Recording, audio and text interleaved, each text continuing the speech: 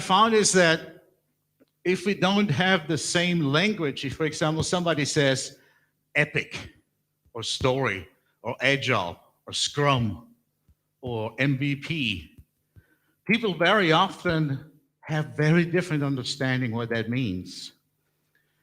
And so I want to show you this Starbucks coffee cup. You guys been at Starbucks, I would assume? Yes, Starbucks coffee cup. If you go to Starbucks, they're going to take your money, you place the order, and what happens is something really interesting. They write your name on the coffee cup, but they also encode the order itself on that coffee cup. So the coffee cup has the information of what the final product will look like. So this signal, this information, this coffee cup is what we know as Kanban. A Kanban is a signal that goes through that production line till you get your coffee. It's as simple as that. Now, from the time you pay to the time you get your coffee, what happens in between is called the value stream. Soup to nuts, end to end, concept to cash, all those wonderful ideas are value stream ideas. Now, it turns out when we look at product development in particular, we find out that we actually would have to organize our teams around these value streams. And then we got to make sure that we remove the cues. So to give you an example, at Starbucks, when you go in, we have different people doing different things. But what is really important is that coffee cup is moving. Velocity, the speed of value production, is how many coffee cups are moving through the value stream at any one point in time. And if that coffee cup stops, it's disaster. So that's the idea. We want to make sure we have flow, product development flow. We want to make sure that things are moving. Now, the challenge is that our organizations are usually not aligned according to those value streams. And that's obviously the challenge, and probably number one challenge. And I want to just show you here an example of a product. You know, all this wonderful product is the iPhone. Let's think about it, how they develop this stuff. First of all, they start out and they who have a vision. This is where we say, okay, look, I have a product vision. It's rolling wave for right now. This is what I know. This is what I think it's going to look like. But we are not dissecting things down and everybody's working in their own silo and then putting it together at the end, because that would be a disaster. So what we're doing is we have a starting point in mind, and then we'll take the highest value item and we start with that. And iteratively and incrementally, we're going to put this thing together. And here's the beauty. I might have a piece of a function of something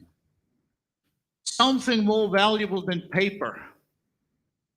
See, the Gantt chart of no use to anyone in terms of customer value. So we start out with a very small piece, and we do this in iterations, right? How do you eat an elephant? It's just saying, how do you eat an elephant? One bite at a time, right? That's Scrum. There you go. It's not that complicated. So you have something big you want to do, you cut it in small pieces. You're going to go through the value stream, make sure it goes all the way through before you're going to pick up the next one. So we start with something and now we learn. This is what Agile and Agile product development is all about. True feedback. Not just paper, not Gantt charts. That's not feedback. Mock-ups, simulation, completed features, a piece of something I can get to the customer or customer representative as quickly as possible so I can get that feedback. Because as I learn, here's the beauty of it, you're going to change your mind because you're learning something, and maybe what you figure out, I'm going to come real close now, but thank you. And maybe what you figure out is that on your way, you reach some functionality where you step back and you go like, you know what, that's MVP. a minimal viable product. Now, in waterfall thinking, very often when we start with agile and agile product development and product systems, domain-driven design, all those wonderful things, we're usually trying to define the MVP up front. Again, as you start a new project, you might think what the MVP will look like, but just like the end product, you're not sure yet. But if you always develop the highest business value and you go step by step by step, you see the thing emerging. And now somebody says, look, there's a prototype. Somebody else says, what do you mean prototype? It's got everything I need. I could bring it out to customer X. One of the main success stories about this is, first of all, scope is not fixed, time is fixed. And that sort of makes sense because you can make more money, you can't make more time. You're trying in a time box manner to do as best as possible, the highest value stuff. For the example with my teeth earlier, this conference started if my teeth are ready or not. So I'm going to do the best I can to that point in time. And right now I got a lot of glue in my mouth. But this is, the world is time boxed. We have specific amount of time. So now as we move forward, what happens is the true north, the end result, will change. All right. Oh, go back one. Oh, I'll leave that and just say. So now what happens, as you can see here, when we go this route step by step, our true north will change. And here's the beauty of it. We'll never reach it. Because you might find features and other things where we ask the following question. Here's the most valuable question in products and product strategies and development. Here it is. The highest value of things are the ones we don't do. Highest value of things are the things we don't do because we can allocate those resources for something valuable. That's the idea in Agile with backlogs. The highest business value is on top. And we're not done when we're done with the backlog. We're done when our cost exceeds the value we anticipate to get for that cost. So that's why also scope creep and those elements really don't exist in Agile because we're assuming that a product backlog stops basically and we work on something else and we can go on. Everything is really iterative and incremental. If you think about it, everything is iterative and incremental. This is a very important example for me because I was working on the Panasonic X700 phone. Everybody heard about that? Yeah, that was the one was I working on. Waterfall nightmare. You stepped into the PMO. There were charts all over the place, thousands of details of tasks. You looked at them and you wonder, like, look at that detail. It has to be true. But it is not because your Gantt chart 70% or something doesn't tell you anything. It tells you that you spend some money. So the time you burn, the hours are really a representation of cost, not really the velocity or the speed. But think about this. As you think about your products and you look at the requirements, and you have 600 items in Jira or whatever system you're using, you went over the cliff, right? The reason why we don't dissect everything from the beginning is quite simple. Any one of you who took a flight, notice, right? If you want to be at a certain place at a certain time, if you have three options, flight in the morning, flight in the afternoon, or flight in the evening, which of the three is most likely on time?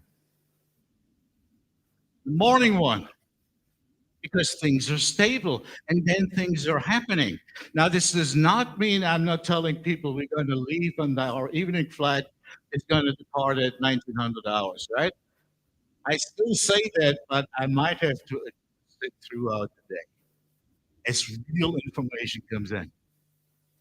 So nothing wrong to forecast forward in product development, nothing wrong with having a clear vision and a true north. as long as you observe and adapt. That's what product development is all about. Okay, next, please. So when we are in a project world and we're moving to this product world, this is really what everybody right now is focusing on. How do we have a this project thing, this program thing, fixed scope usually, and we're 80% complete, and then we need another 80%. How do we go from there to something where the model is more adaptive, where we consistently deliver higher value faster than in any other process? And you see here in this one on the left side, you see these, this represents backlogs of requirements. And what you see here is that we have projects on that side. Now, as companies go from project to product, they're realizing that the teams are really not project. If we align these teams along the value stream, then what we do is we stabilize the patient, so to speak. Rather than moving people, we're moving scope to the right team. And because of that, our teams, our cross-functional teams can deliver faster and faster, and they exist beyond project boundaries. So in essence, if you take a look, scope as you move from project to product simply becomes items on the backlog. The team has certain capabilities, and they don't really care what project this is from. If you have teams, you're building super production product engines. They can do stuff. They're self-organized. They're aligned along the value stream, not along projects. And once they're aligned along value stream, these teams can of course become better and better. And here's an interesting part. We want the teams to produce fast, not work hard. We want the teams to deliver higher product value faster, not working overtime. And the way to accomplish this is by changing the system. If you want to go faster, you have to change the system. It's not the people, it's the system that sucks. And once you remove those boundaries, you can do incredible things. I've been doing this for 12 years, and every time I see a team being set free, so to speak, I develop, all right, this team is not just going somewhere and doing stuff, but also acknowledging that we observe and adapt as we go. So this concept then is, if I'm at that stage, what's the next logical thing? Well, the next logical thing is, do I need a project? That's a good question to ask. And organizations who go from project to product, their focus really shifts from to value stream teams, those delivery teams. So that's where our focus shifts. And then another question comes along. Well, if that's the case, if I don't need project, how do I fund things? How do I finance things? Particularly in the banking, you have a lot of regulations and other things. And the answer is to fund value streams directly. So in your portfolio process, the elements are coming out are not projects. The elements are coming out basically slices of business value. And those slices of business value belong to certain value streams. So the challenge is to really figure out those value streams. Right? One example, a theme park in Florida. Yes, it. A theme park in Florida, when it comes to product. All we do is the first one we map the value stream. Here comes the customer, just like Starbucks. They're putting down money. What are they expecting? What are the personas, the customer journeys? How does that look like? And once you have personas and customer journeys, the use cases. Once you have the use cases, the value stream appears. Just like if you go to Starbucks and look how things work, value stream appears. Here's another interesting thing. The reason why we mentioned this in velocity and not hours, by the way, it's quite simple. Let's say you have two Starbucks. They have the same people, the same talents, the same motivation, the same equipment. They're identical. Question: could it be that one Starbucks produces value faster than another? Yeah. But what's the difference? It's the system. They figured out something where somebody said, "Why are we doing it this way?" And that's if you want to go faster, you have to let go of these strict management ideas where you assign tasks to people and then control them. That's industrial age. That's Taylorism. Taylor is dead and the industrial age is over. So what is this now? What's the challenge? Next, next. The first one is in we have to show the business that when we do product development this way, that we can actually predict things even better than even governments. Because at any one point in time, if I have these items of product backlog that are going to be processed, and I know how fast the team works, if I measure that, then I know how fast things are going. It's quite so your projection actually becomes a lot more simple. So let's say you have here the velocity is about 20, 20 what, 20 whatever, whoever cares. The backlog is directed accordingly. But now I can basically project forward. I can say, let's take a look at this. I'm still in a project funding environment. So my portfolio now made it to those backlogs, and they potentially still belong to project buckets. But let's say I want to know when is this done? Here's a famous question, right? How much will it cost when you're going to be done? Are these the right two questions? Oh, these are what they'll ask. It's not what we mean. Say, well, 100,000 people, it takes 5 years. They go, look, are you kidding? I already promised the customer, blah, blah, blah. Time is fixed. Budgets are fixed. Don't worry about it. This is why in this agile product environment, everything is time boxed. That's why an equation time boxed. So you can measure the speed. And now, if you have to project that, all you need to know, let's say this team operates in 2 weeks, the operation develop a slices of product features as best as possible, have velocity. Think about Starbucks. How many coffee cups go through? So all you now need is the time element. Velocity is like a 2 week iteration thing. And now, based on how far you're away, you can make projections. Disneyland queue, you know, saying agile is not that, product agile is not that really that complicated. It's actually quite simple. So Disneyland queue, who's been in Disneyland? All right. Summertime in Disneyland, 150 degrees. What the children, you hate your life, but here's the place to be. And if you go there, there's a, let's say there's a ride with children, right?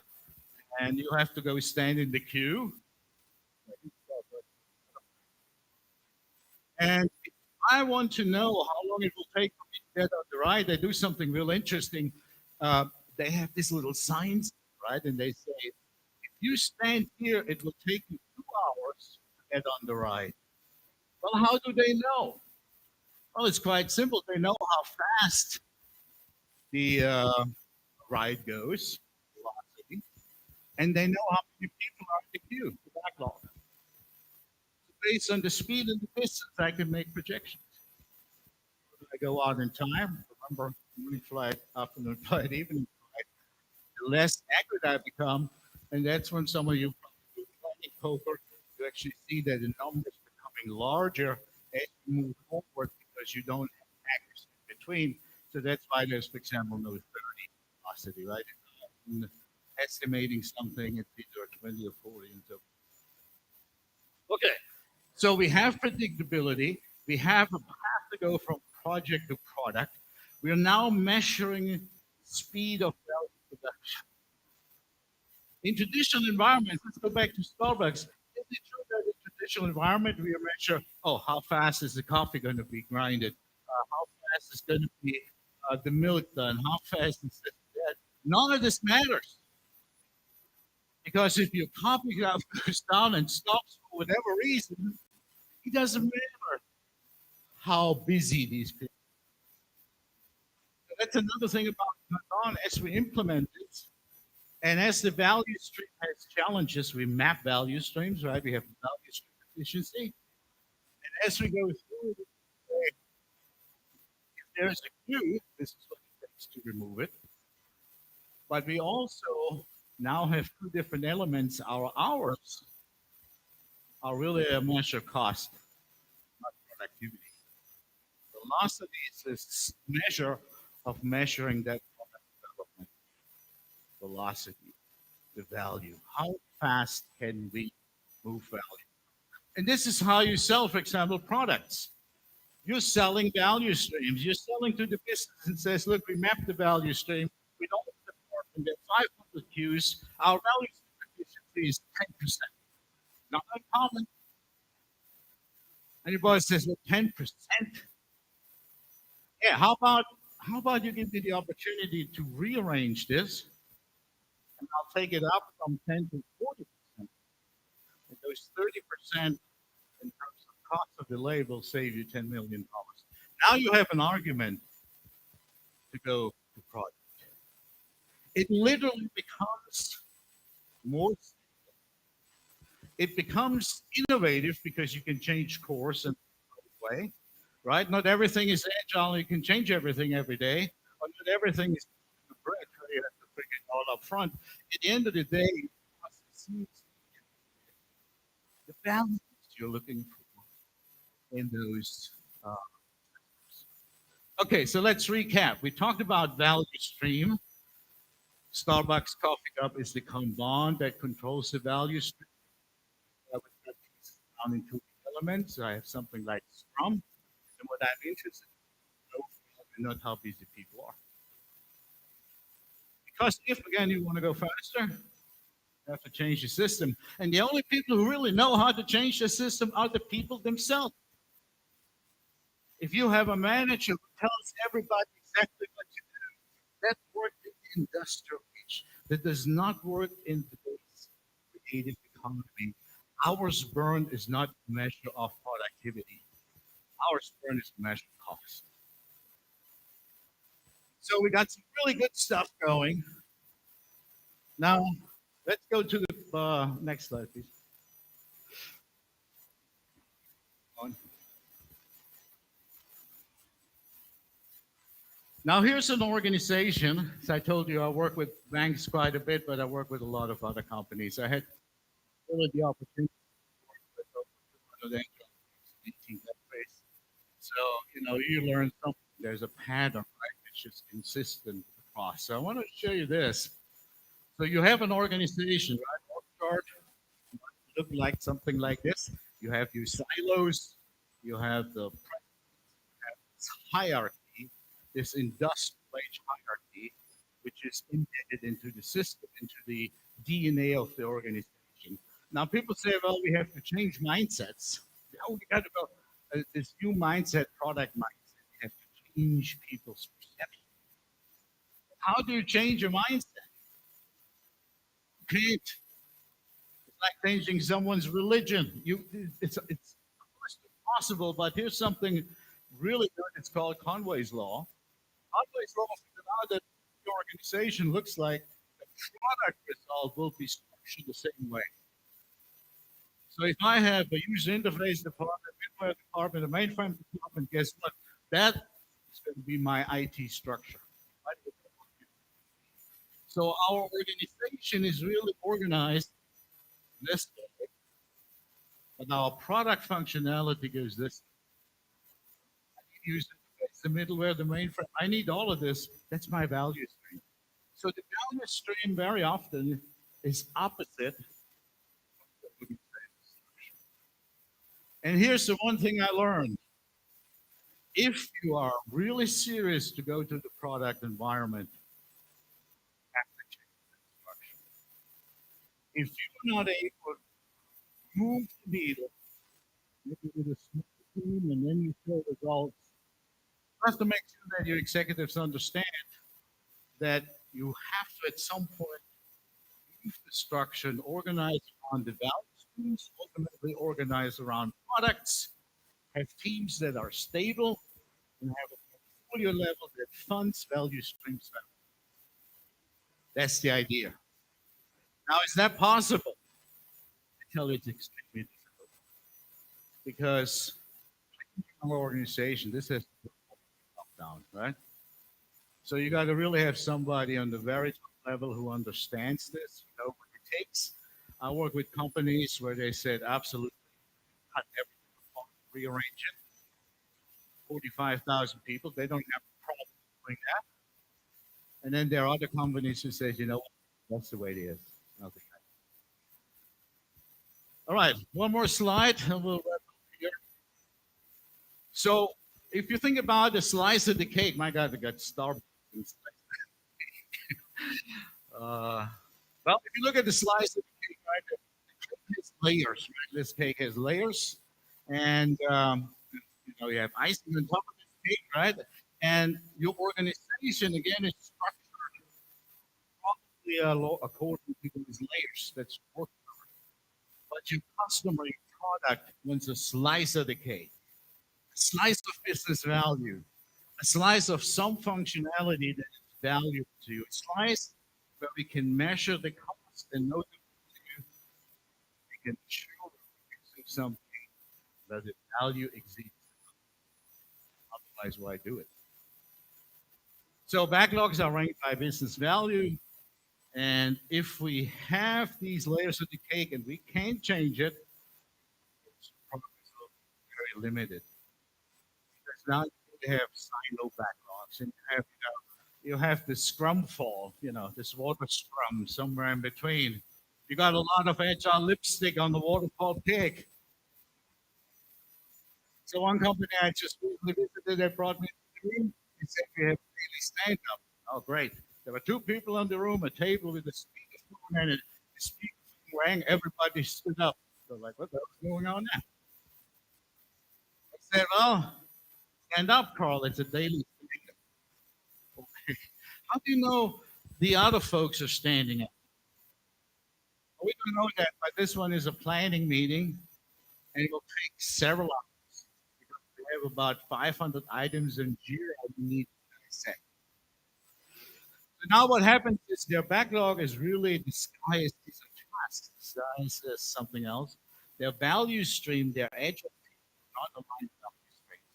And basically they're scaling this thing and do exactly what you've done before with different terminology. That's death. That's called fake agile. You want to make sure that if you go there for a limited period of time. It doesn't make any sense. Product organization that is not real. So how to do this scale? Let's go to that quick. Last slide. To the next one. So again, you see here the layers of the cake. Now I would have to turn the org chart this way to represent my value stream.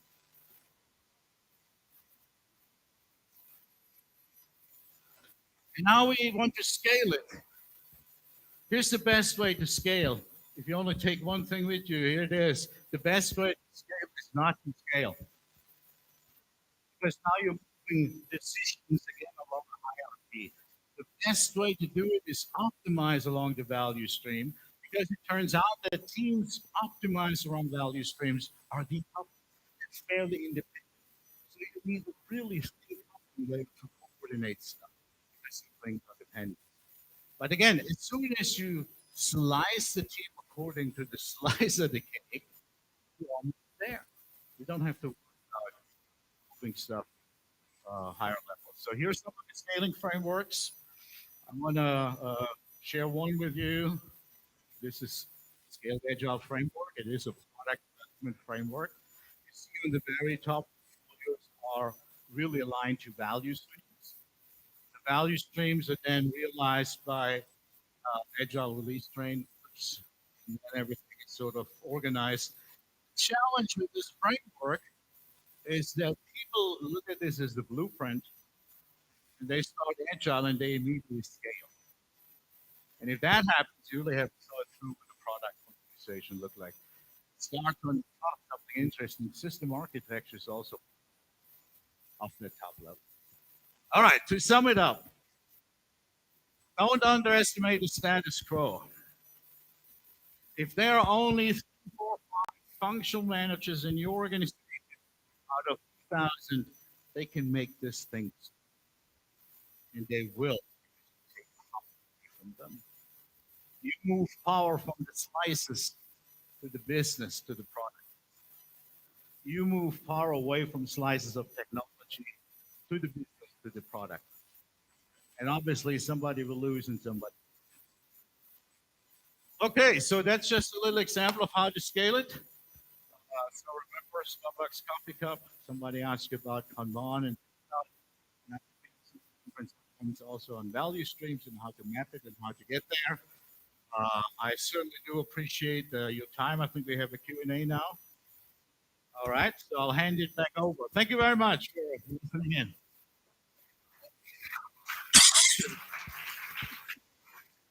Thank you.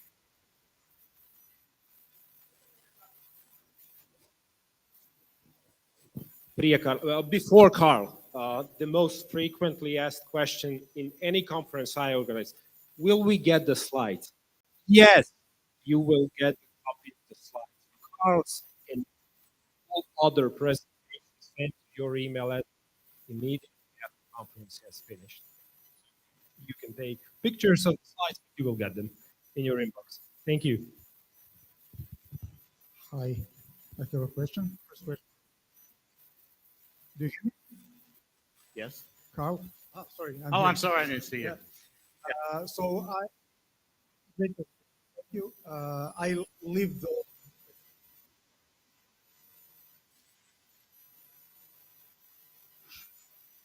battery is really poor. Uh, the question or the issue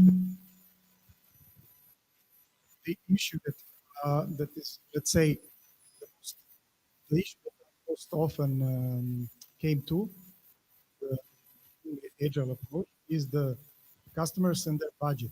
So let's say we are we are creating some value for the customer, right? And their budget. So usually customers have state of mind. We are paying, we know when, exactly what, right? How to move past that? How to convince them? Let's say dynamic, value-oriented budget also. Right, right. Good question. So if you think about how do we do it traditionally, right? How do we figure out how much it costs and how long will it take? Good question, right? But ultimately, if we want to really do this, we have our Gantt charts. We go to the task, right? We ask people, how long does it take? They say, I would take what, 2 weeks, a week, a month. I don't know, right? Innovation is the problem with estimating is really difficult. So how do you do this in Agile? How would you do it? Well, if you start out a new product effort or some slice of value, you would create your first, call it rolling wave plan, so to speak, a capability-based breakdown structure. You do it rolling wave because the further time, the less effort you become.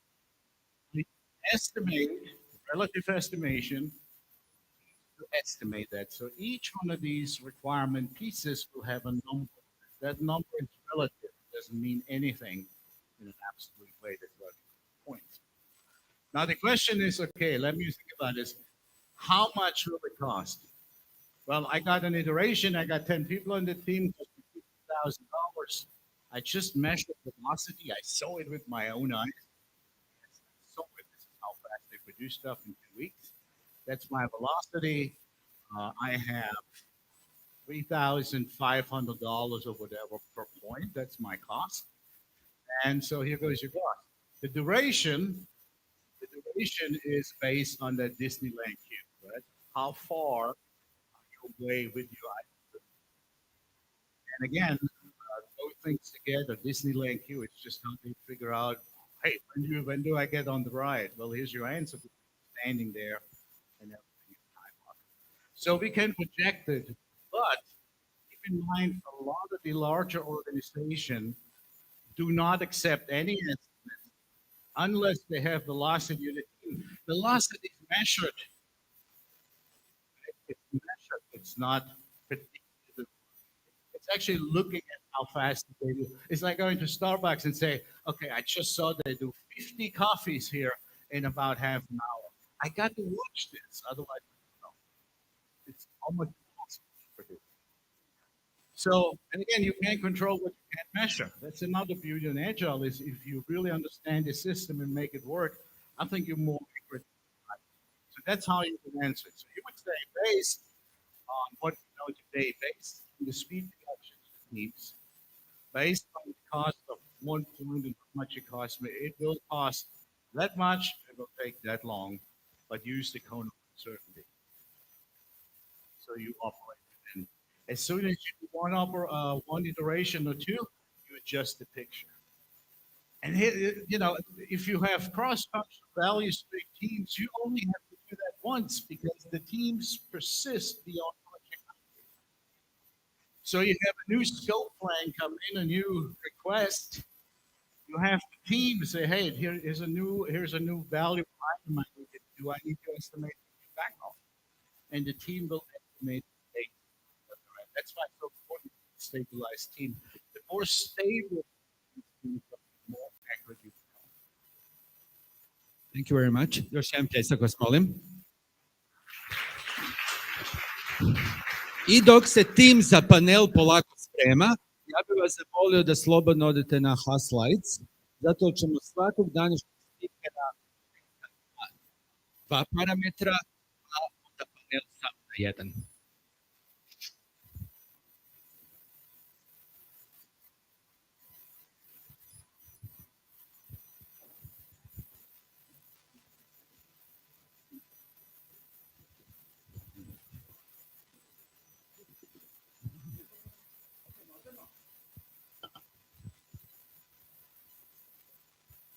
Yep. See you.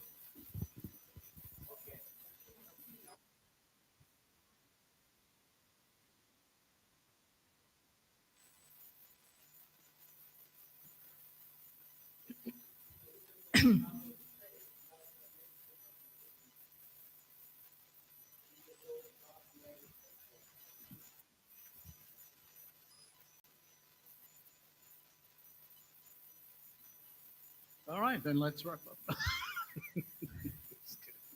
We can sing in between.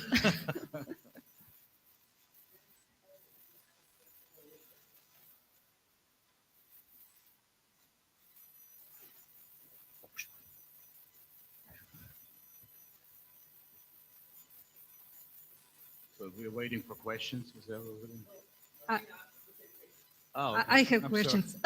Don't force. All right. So we can start. Hi to everyone. It is easy to start a business, but it is not easy to survive market. I will talk about this topic with my guests. So welcome to Lydia Karaga, CEO at Poslovna Inteligencija, Kreško Žurk, Vice President of Products at Infobip, and Carl, you already met Carl, Agile Product Transformation Leader coming from the United States. So Lydia, let's discover key element of success business. Is it just an idea or some special skills or something else? I would like to hear your experience from birth. Okay, before the questions, I will say two things. After Carl's keynote, I feel a little bit like alien because we are on services business mainly, not product business. Why I have the hardest task here to answer the very first question. For those that does not know, Poslovna Inteligencija is basically 23 years old company or young company. This is how I like to say. we are in data and analytics area, meaning that we are delivering different projects that are somehow helping companies to become data. And I can answer from our perspective. So, because we started our company just by buying two laptops, uh, two phones, and try to find the very first customer. And for us, since we are a servicing business, one of the important things is to hire and to have the right people, to give them accountability, basically to give them right tasks. Uh, to always take care on that combination. The second thing is what is important very for us as a company is basically to delight our customers. So constantly take care of that we are that we provide value to our customer with every functionality, with every project, no matter how big or small project is, we really provide them a value, and this is something genetic code of our company. Also, from my perspective, if you are running your own business, you must be aware that it is hard. So there is no overnight success. You need to be dedicated to that. You need to be a hard worker. You need to be flexible because the things around you are constantly changing. So for those that are NLP practitioners, there is a one rule: the most flexible person follows the system. So you must be the flexible, and in today's world, actually to act fast. So that's my Okay, this is the secret. Okay, Kresho, when we talk about startups, there is really lots of opportunities, and I would say support startups. But still, statistics shows that them fail. Actually, a high percentage of startups fail. What is the where is the root cause of this? I would say problem, but statistics. I would like to follow up. Hi, I'm Kesh. I'm from Products. First of all, I would like to follow up on what you were saying, basically that you need to be fast. And that's, I think, the key for the startups, especially in today's world. The word of the day is profitable growth. So there is not much money for startups now, and it's very limited. So startups need to be super fast. Hyper agility is the other word we can use. So you need to build a product in a quarter. You need to launch it. You need to validate it. You need to iterate very, very fast. Many startups start working on something, they spend 6 years. So that was maybe acceptable a year ago during COVID, especially with a lot of money on the market. Today, all the companies are shrinking, layoffs across the world. The startups are under even bigger pressure than enterprises, and they need to be super, super fast. They need to have the strategy, they need to have a roadmap, but they need to iterate and pivot very fast within ecosystem. Mhm. Okay, time to market is always important, whether it is a startup or long-term business. Great, Carl. Uh, your presentation was about transforming from business into product business. You mentioned skills and mindset. So, can you tell us something more about? So, you have great experience as a digital coach. You Yes. work different types of teams. What is the crucial for changing mindset and skills? Yeah.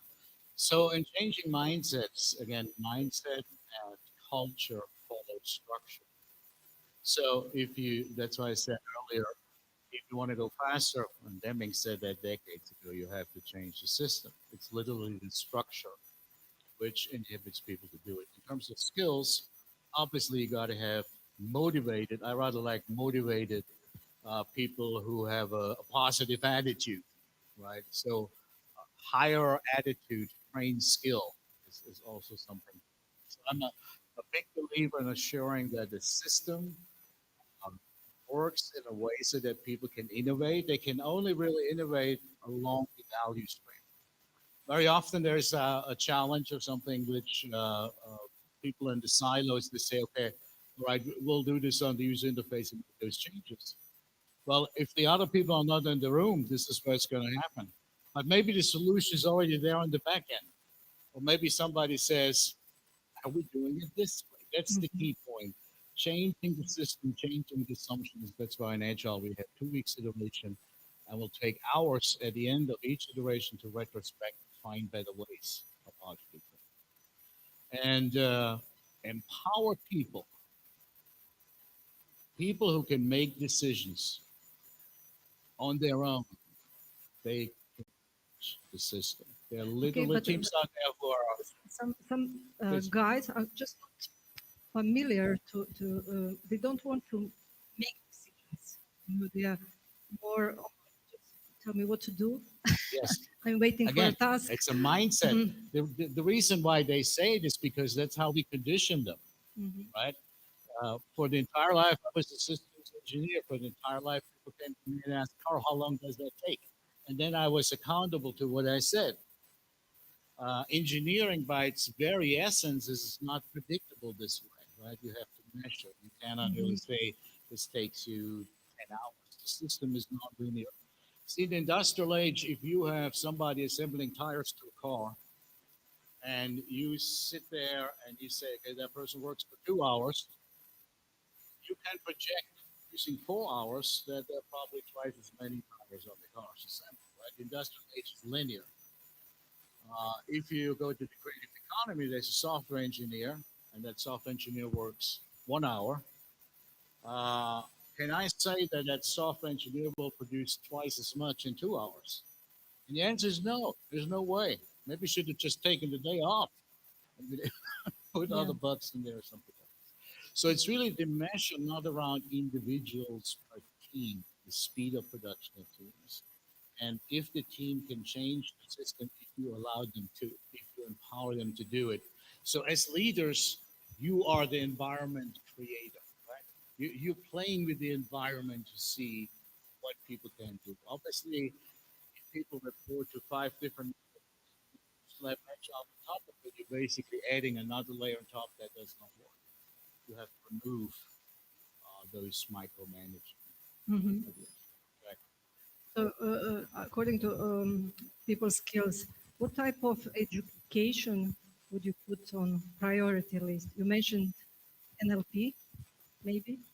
Okay, maybe I can follow up a little bit also on Carl because what I notice is basically that during the years people changed, you know, and yesterday we had one, let's say, strategy meeting with our management and also with certain team members, and the major message that was said by all of these people is give us the right to make decisions. So I would say that it is important to choose the right people, and you need to choose those that really want to make decisions.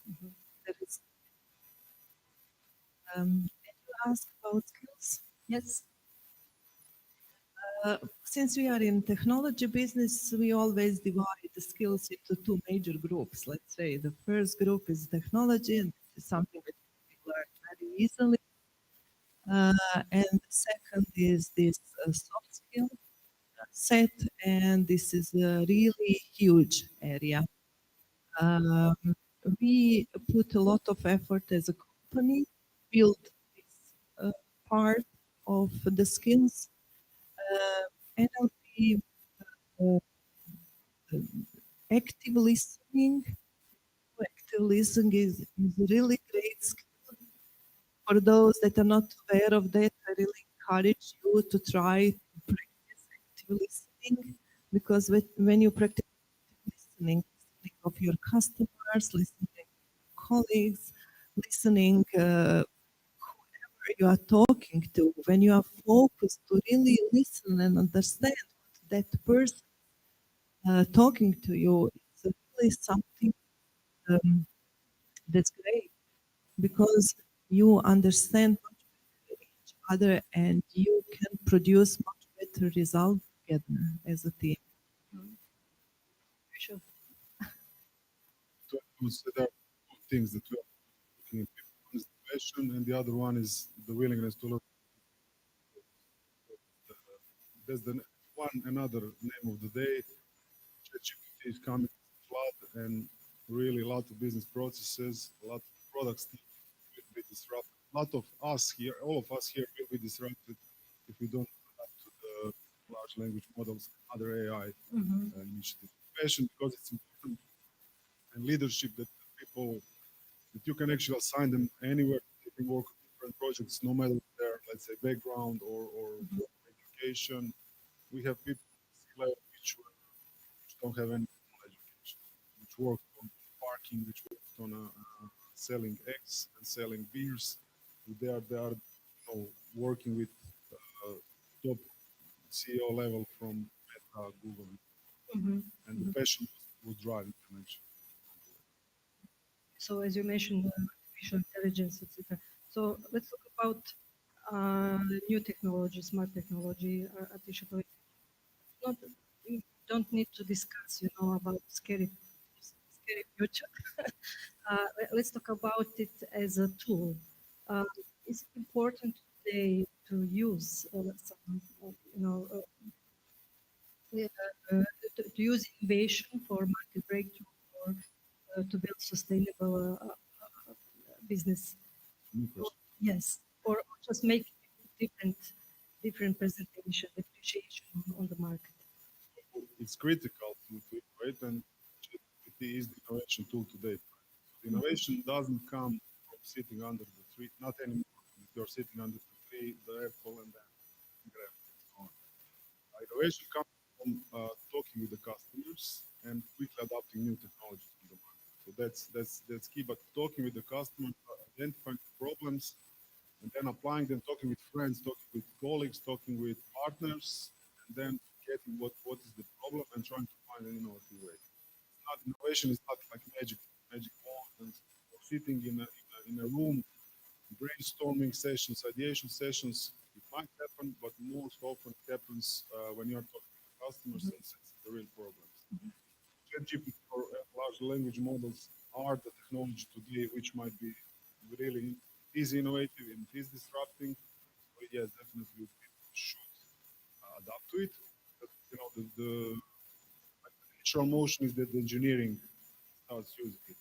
However, it should be adapted across the board: finance, marketing, process, organizations, legal, writing, peer reviews for people and have cycles. I don't need, if I need to write formal evaluation of somebody, I'll type in ChatGPT and I'll get it in 3 minutes. It will take me 1 hour to write it. Yes. So that's one of the examples how across the board. Yes. So, yes, Rachel, please. yeah, maybe I can comment on this. So AI, machine learning, and all of these things are actually must, and sooner or later, every business and every company will adopt it to a certain extent. And what I would like to share here that basically we started with incubator, which is incubator for all the startups has an idea from data analytics and IT and AI area. And what we are trying to do, we are basically trying to connect those startups and those great ideas with the businesses. So we are trying to build an ecosystem. And I really would like to encourage all the companies that would like to use data and AI and machine learning and still maybe don't have exact idea how it can help to their business, just come to the bird incubator because there is lots of great ideas there and great people there, and really they can, let's say, innovate your business in a certain way. Thank you. Carl, what's your experience with innovation or new Um, technology? I think there are two elements. The number one is the internal structure, right? For example, we create agile center of excellence or any other center of excellence. We can create it around roles, create it around technologies. And we have people say, look, we got, let's say, a new agile center of excellence, GPT, whatever, some AI stuff. People join, and they join on right? And comparing notes. And usually these are the people who are actually interested in being there. Right? So that's that internal thing. And then obviously external, and then you are saying it right on the spot. Accelerated reality based feedback. It's really, that's what an iteration from me is. It's really, sometimes people have an iteration and say, you know what, we couldn't put the entire feature in this one thing. Do several iterations before we show anything. No, no. There are 2 weeks, you got to show something. What do you have?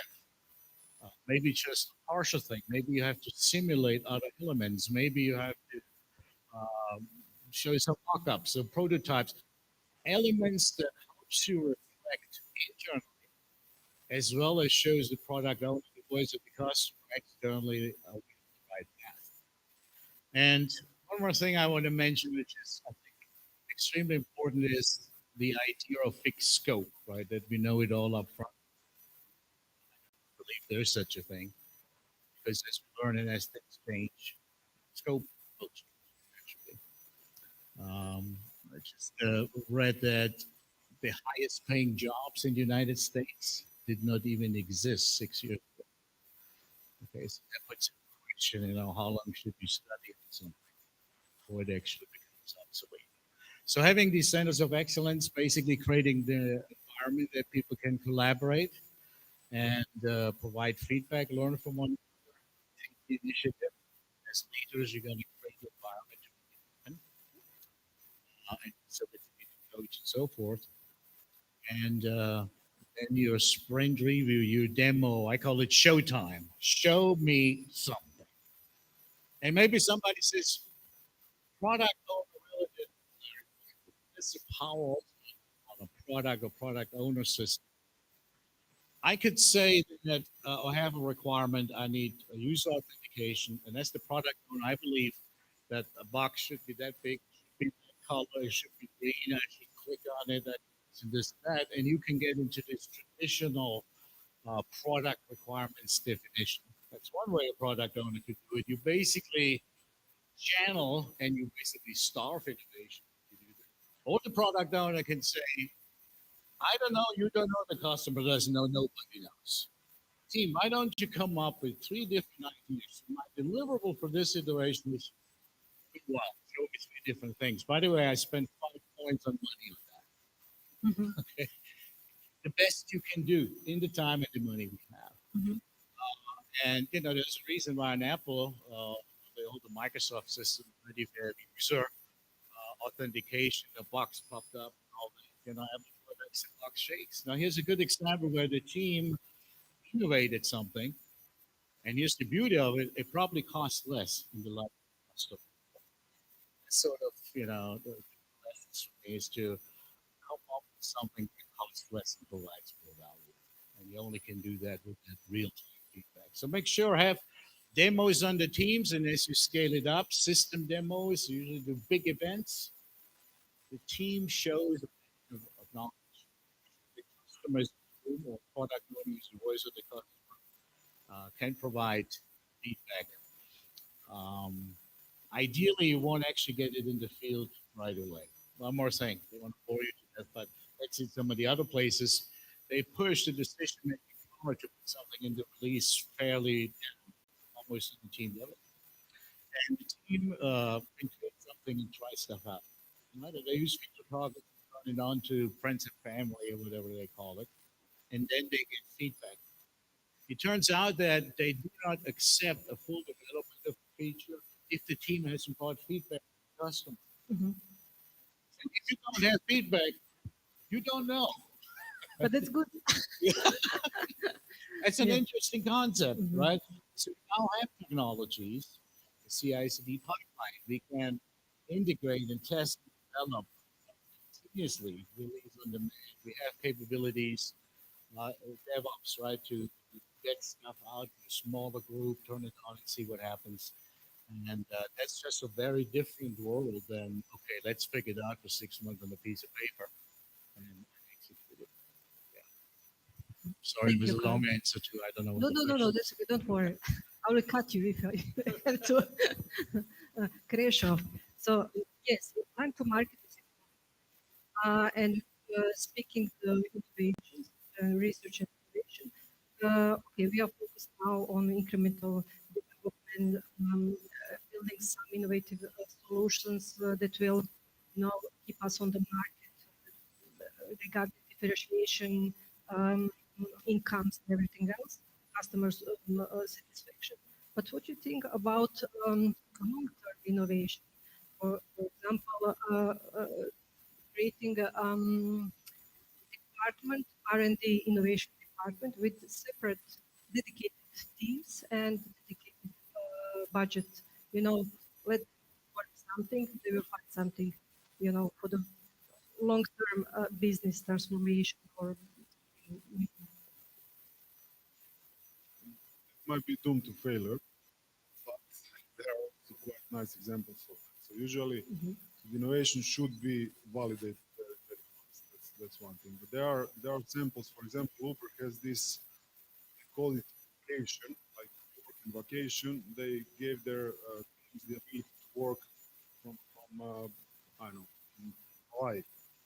They sent a team of engineers, product people, testers, designers, and so on, and they went to Hawaii and they spent there a month working on innovation.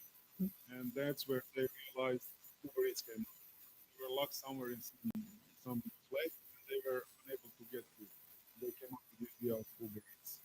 This is an example. So it should be practical examples and work on practical problems that you receive from the customers. However, you form it, locking a group of in a room and telling you are the innovation center, it's probably because there is that group starts perceiving themselves as the heroes within the company. They start acting like stars and so on. And then you go up to public involvement as well. Pretty hard. So yes, innovation is important, but having it linked to a real problem, and usually doesn't come from let's say just sitting in the innovation. Like it can be done with different examples. They did something like that. They closed everybody for a year, and they brought the top intelligence. There are few examples like that. It's not. It's more common from creating value-based streams. We call it mission-based teams. We group different departments under a single leader. And another important thing, if you look at long-term goals, is there should be every product team should have a vision where we want to go. Because in this hyper agile world, pivoting, innovating, and so on, you might lose the compass and you might go completely wrong way. So there must be strategy, vision, follow the strategies, and when we are innovating, we are innovating in that direction. This is critical for long. yes, it is always. Yeah. Okay, but when we talk, we all tend to keep a stable portfolio. Stable portfolio means lower risks, costs, and everything that is lower. But at the same time, we have to respond on the market demand. That means you risk, you have to change, adapt, and build some new solution and test that kind, etc. So how to balance those opposites? Keep something stable and change, continuously change. What Basically, is your it's point? easy. You have one focus, which is three things. If it's, Money, money, money. no, it's old stuff. It's used. No. It's basically you need to define the priorities. I have a presentation now. I'm talking about the presentation. Yeah, but we have top company initiatives, which are one is protecting our assets, meaning the GP and revenues. The other one is innovating and protecting the risk of losing those. There must be a fine balance between those, but you can have 50, 60 initiatives in the same time. But you need to prioritize them. What will be the biggest impact? you assign the top people to those from both products, engineering, design. You focus on those, and you focus on 3 or 5 top leads. That's the only way where you cannot. You should find balance between innovation and protecting the assets. And innovation should, sorry, growing the Mhm, mhm. Okay, cool. Lydia, so we have new national strategy that supports IT transformation from the service business into product business. Is it easy or hard? Um, okay, maybe I can answer through our examples. So, compared to Infobip, for example, we are in company, so we are currently 150 people.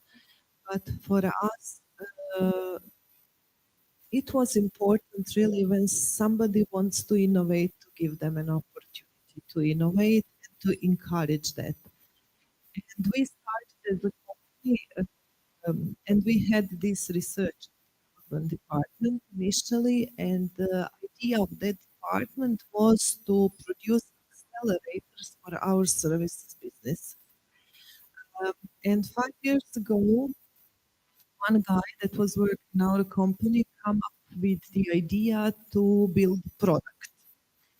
And the idea was mainly driven by regulation, by GDPR.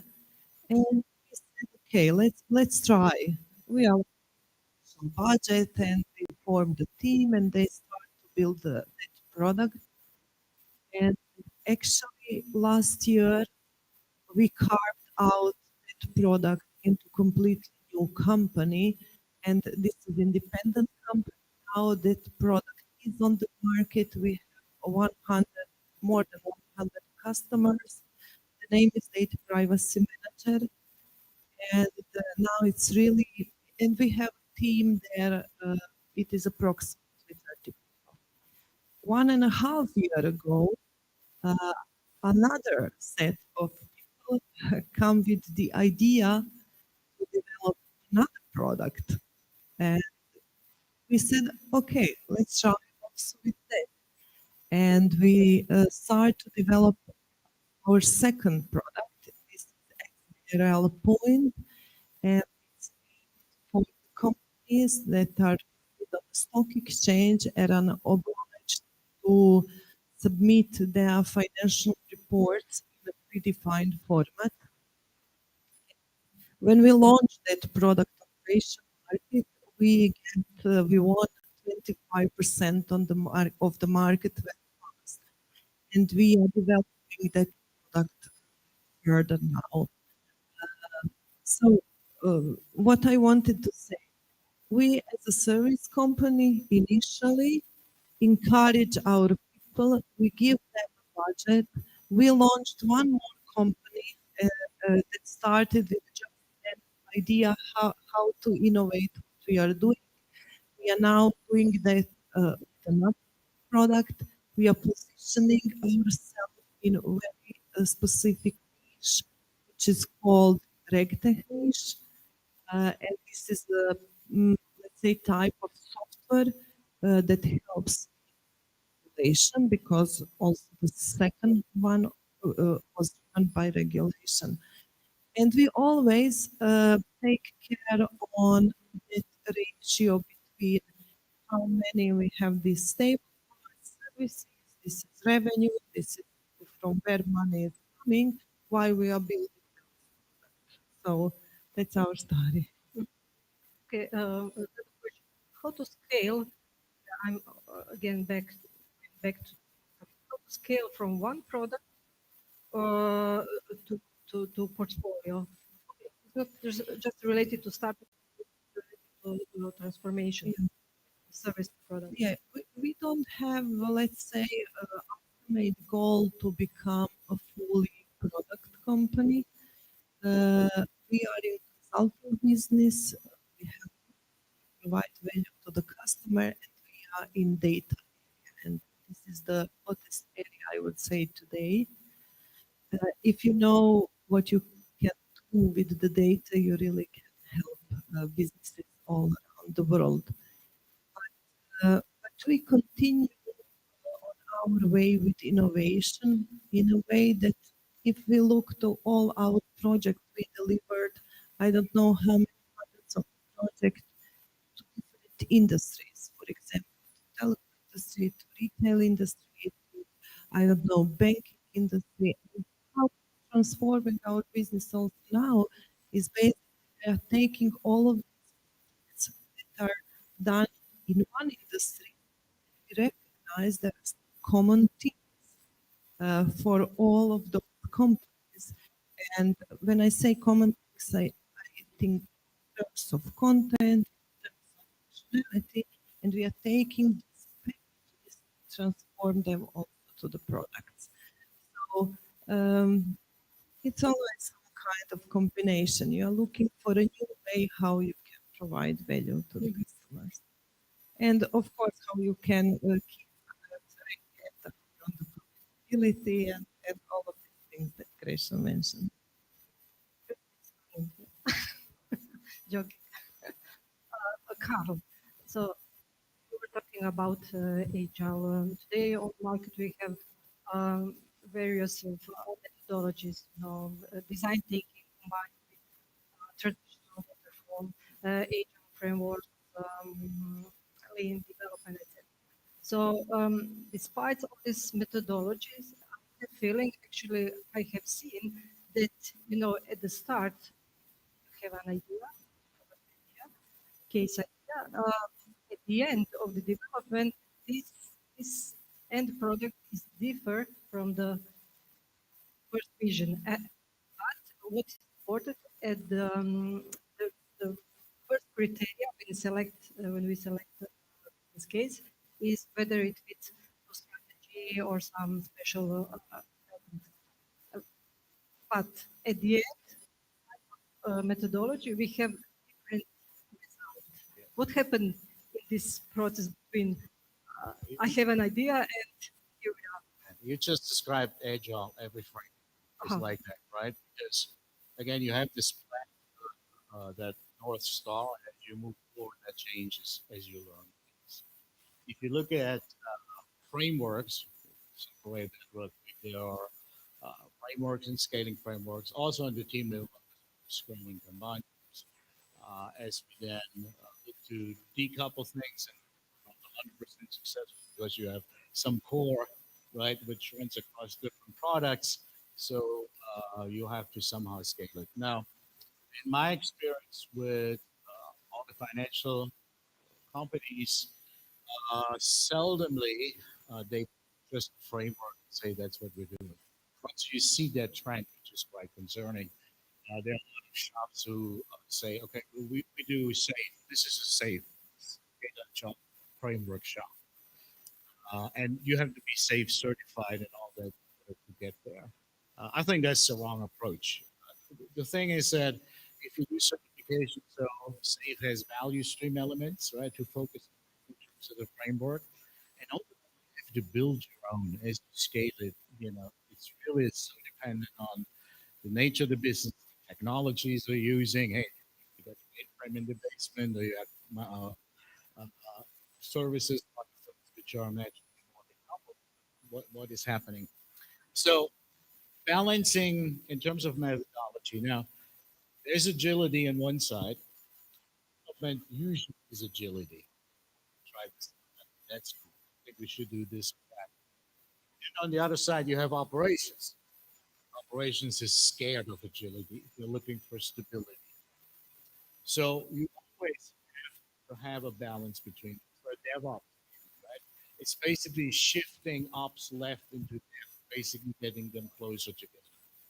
So now your methodology has to support that you change the level of agility and predictability, not just on the nature of the product, but the phase of where you're in. So when I start on a new product, I got this, showed you this iPhone out there, and I picked something very small, right? I get started, get feedback. And then we change our mind. So initially, I need a lot more agility. But as I move to release, I might have to refactor things. Things almost have become very sequential. So by nature, there's stuff which is agile, and by nature, there's stuff which is sequential. We got to build frameworks and methodologies we can accommodate based on your business principles. That is really important. Construction, would you do agile in construction? Good question, right? Because Yeah. construction is highly sequential. I got to have the foundation before I put the walls. I got to have the walls before I put the roofs. I can't just do it all the way around. Also, if I have a piece of wood, I cut the piece of wood, it's cut. I cannot go back and move the side differently on the way. So automatically, this is a more sequential business. But you know what? Infrastructures of telecom companies, they are just as plan heavy as a. So there's nothing wrong. Again, there's nothing wrong with sequential. Waterfall has some issues, and I want to make one comment about what you get confused when I say waterfall and agile. It's really one or the other, but methodology. But here's the interesting part: if I use a waterfall stage gate type of process, my level of agility is quite limited, right? Because I'm making up my mind of what I want to do in that period of time. In traditional project management, we do phases, right? Phase one, phase two. So if you're phasing things out, and if you think about it, it's an attempt to gain some agility. Right? That's really what it is. So after the first phase, the second phase will change a little bit. Third phase will change significantly. The fourth phase, all bets are off. We have a new product. Right? Agile would allow you to change everything in every iteration potentially, but you are controlled backwards. You can actually move sequentially as you want with an agile methodology framework. In fact, I don't recommend that. Don't do that, but you could replicate waterfall with an agile framework if you want to. So throughout the phases, you have to be able to move. You get closer to a release, things have to be more stable. You work with the government, you have the current value management or other things. You have to bring in the documentation for is needed. So the methodologies, again, I encourage you as you look at different frameworks, definitely Scale Agile framework. I encourage you to look at it. Really look at Kanban, study Kanban. A lot of companies use Kanban as a to-do list. That's not what it's designed to do. A lot of companies use Kanban so they don't have to do Scrum. If that's the case, something is wrong, right? So you have to intervene. But look at those approaches as you scale. I like LESS, less one of the best.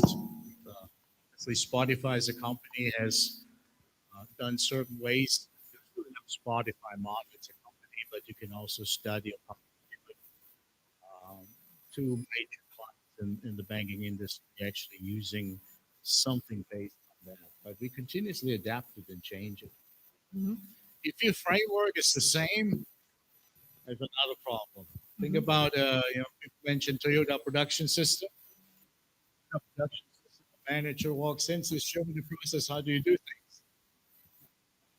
Wall and says, here's exactly how we do things. So the manager comes back after 6 weeks and says, okay, so how do you do things? So, look, it's still on the wall, right? Mhm. That's what we had 6 weeks ago. That Toyota production manager is going to get real angry because he will ask the question, in 6 weeks, you haven't learned anything?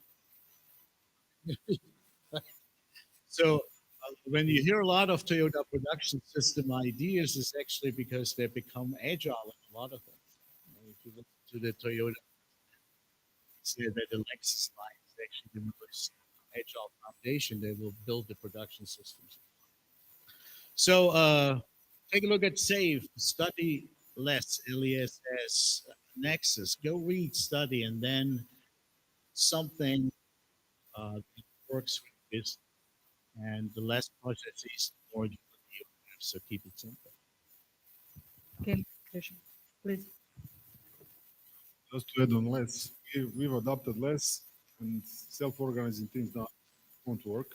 So you need a leader, especially the top initiatives, because without a leader, it's not. Whatever framework you choose, you need to have a leader. You need to have a structure. Less is really great, especially for big companies, but might have something. Yes, yes, I agree with you. It is, from my point, it is good to have, you must have some methodology, but you always have to adapt to your culture, uh, knowledge and competence of your people. Um, I recently learned that the best methodology is make it up. Make it up. Sure. Yes. Question. We have long 5 minutes. Each question, one question each. Let's talk about competition, digital market. Competition as a concept, does it exist anymore? I have feeling um, I can build product as you can, but deliver on different. Am I your competitor or not? Competitor fixed, but also a friend, which is good. Okay. There is competition, of course, and there is Uh-huh. even more and more competition that not used to be. Definitely, there is competition, and we are in the communication platform space. SMS, WhatsApp, and voice.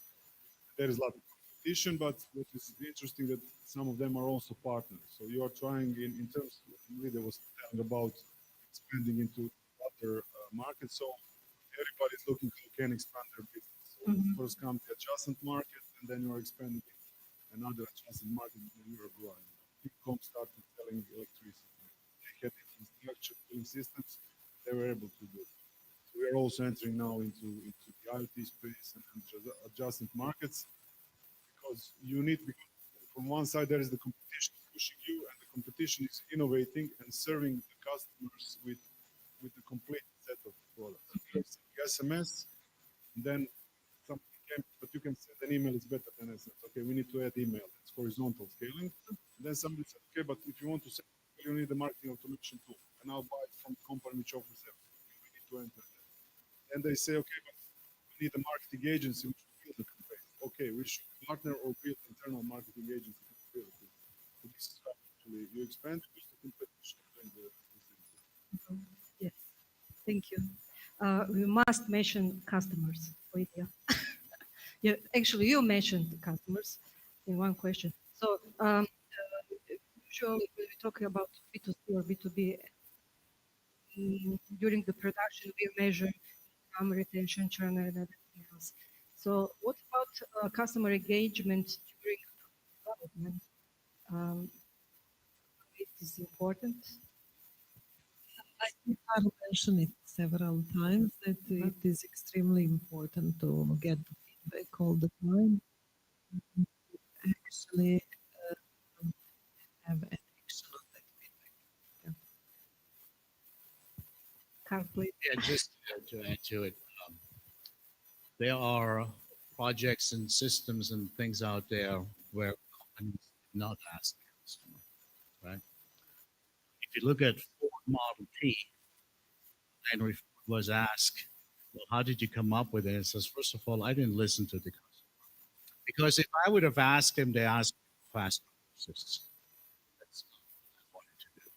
By the way, you can have it in any. So there you see, but this is a high risk endeavor. But I also believe that some of the things you see, when we talk a lot about Apple, is very vision of what it should look like. They work independently, but I couldn't see Steve running around in focus shops and customer groups.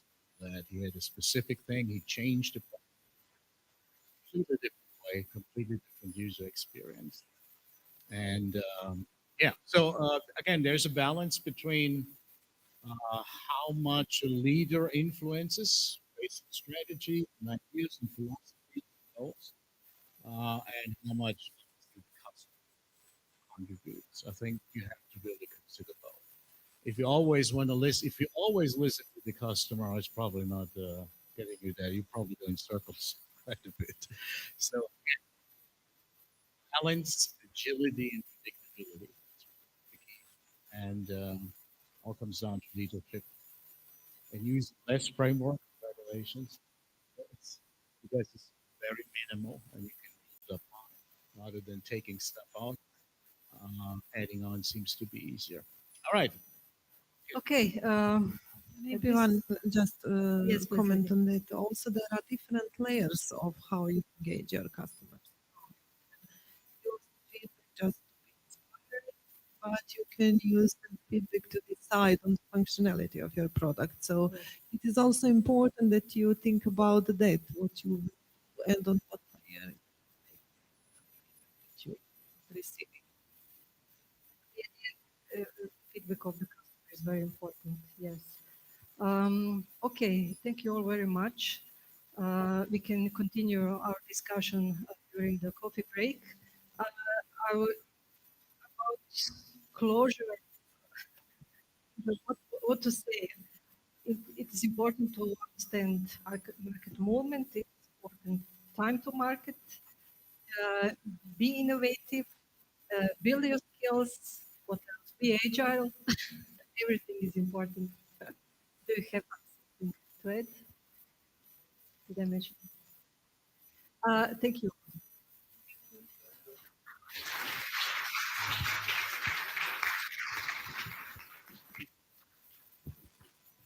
Before coffee, I would just like you to ask samo da date svoje ratings za this panel. It's only one factor.